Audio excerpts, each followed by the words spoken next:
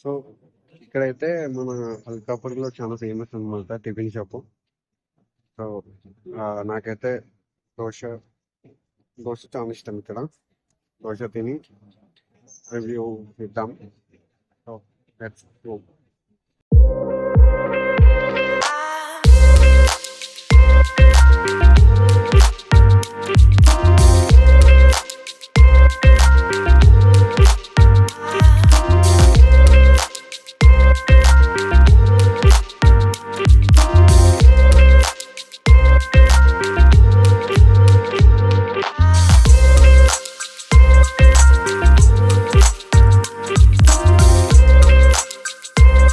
వచ్చేసింది.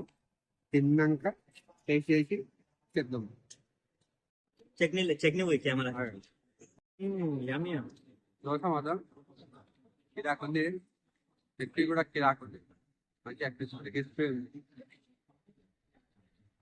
దోశ మాత్రం బాగుంది. సో నేను ఇచ్చే రేటింగ్ మొత్తం 10కి 9.5 ఇస్తాం.